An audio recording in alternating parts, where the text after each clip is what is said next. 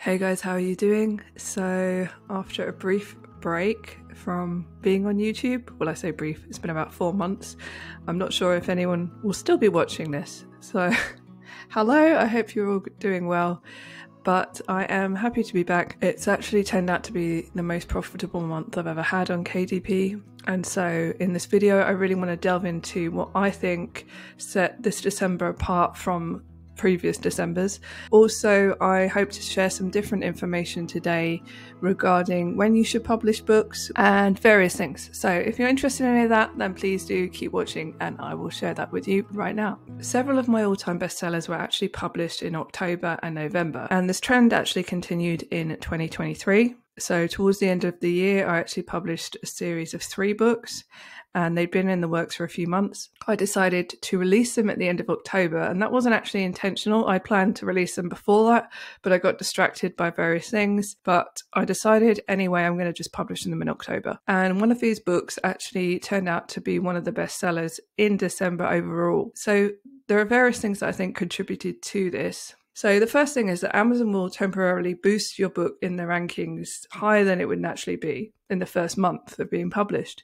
So what better time to have this perk than during Q4, when obviously a lot more people are actually on the Amazon platform who will see your book searching for gifts. The second reason is because there is this higher traffic, you will just generally have a higher chance of people buying your book in the first place, especially during that crucial first month when you want your book to get ranked. And the third reason is that because Q4 tends to be the season when I receive a majority of my reviews, the sales and reviews not only boost your book rankings, but also this can have a snowball effect. So while it may seem to make sense to launch and rank your books before Q4 so that they're actually ranked during that time, my experience seems to show that that's not always the case. So I'm not saying that you should only publish all your books during October and November by any stretch. I certainly have never done that. But I do think you should definitely experiment with different times. Maybe experiment with doing some during Q4 as well and see what happens. Of course, as well, I did run ads. One of the books seemed to take off with ads, but it only took off in the UK. And the other two, were pretty slow. The second one is still making sales now. In fact, it's making more sales than the other one now that January's come around. But it was this one particular book that was making the most. At first, I'm going to share my actual results for December, and then I'm going to share with you why exactly I think this December was so much better for me personally than the previous December. And this is going to be different for everyone, but for me, I think these factors really helped. So I hope that they could help you as well as far as trying to improve your own sales and conversions for the next following year. So in December, I made $19,759 before expenses and tax, and this was a major leap up from the previous year. I've included a screenshot in a moment where you can see I made $10,834 in the previous December. And often the Decembers that I have aren't that much higher than November, but this year was much, much higher. So as I said, there are various reasons why I think that was, but I'll let you know in a second. Nevertheless, the result was totally unexpected. It seems like a lot of publishers had their best December this year, as far as I can tell from income reports and so on. And I think it's not what most publishers expected, especially considering that royalties actually were reduced for publishers in 2023. So that the idea that people have made the most they ever have despite this fact is pretty amazing. And as far as what I can expect in January, I'm not sure. Definitely January is not going to be like December. If anything, I think it might be similar to November. The book that took off in December is selling much less now, and that's because it is gift related. So that's definitely tailed off to maybe making selling 1 or 2 copies a day, something like that. As far as ad spend goes, I definitely spent more this year than the previous year. So I'm just going onto my blog and I'll show you how much I spent in December on ads. So in 2022, I spent around $650, and that was including VAT. But this December, I spent £525 in the UK, and the ACOS was 28%.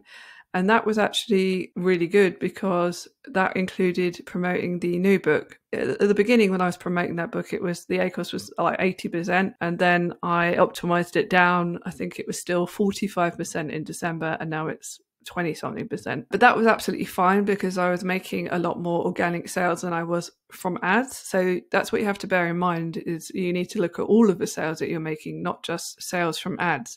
Obviously, if you are only making sales from ads, then that's not a good place to be, but it is probably where you are going to be initially. So when you very, very first start advertising, you're advertising a brand new book. It doesn't have any reviews. You need to get that book ranked initially so that you start making those organic sales. And then once you start making some from ads, hopefully you will start getting those other organic sales as well. And then you can kind of figure out overall how much profit you're making from that actual book.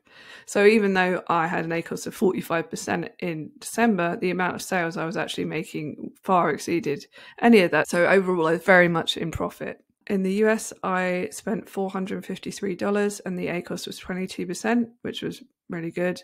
Canada, $141, 19% ACOS. And then in Australia, it was $70 and 14% ACOS. My spending was highest in the UK because that's where I ended up primarily advertising the new book. The US, it just did not work at all. You know, that's the thing. You need to try out other platforms because you might find that some books just do really well in other countries. So in total on ads, I spent $1,273. Bear in mind, I also pay 20% VAT on top of that. I'm not going to include that in the expenses because I know that plenty of people don't pay that. So it might be confusing to people. So I'm just going to leave it as it is. So as far as other expenses, the tools I specifically used for KDP came to around $134 in December. So in total, that is $1,273 on ads, and then expenses being $134. So in total, then the profit overall was $18,352. So now I just want to go on to some really key factors that I believe played a part in the success in December. And I think this was down to several different factors. So the first thing was, I believe that Amazon has enhanced its product promotion internally. And while I haven't had any direct information, I don't have any proof about it, I just feel that they have improved their product promotion algorithms in the previous year. Also, a major thing that I did in 2023 was create A+ content, not just for my best-selling books, but practically any books that were making sales. So even if I was making 1 or 2 sales a month with a book, I added A+ content to that as well. The third thing was just increased advertising investment in general. Although I didn't spend very much in Canada and Australia, I just still spent more over the year than I had in previous years. And also my sales on those platforms also went up. So my organic sales on top of the advertising definitely went up quite a bit in December.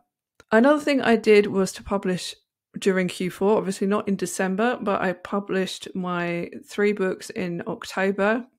And that was followed by immediate advertising. As soon as that book was live and I could get the A+ content up, I started advertising it. The other reason was expanding into new markets. So I did make more effort in Canada and Australia, for example. I even added A+ content to my books there as well. So I didn't just do it in the US, in the UK, it was also there.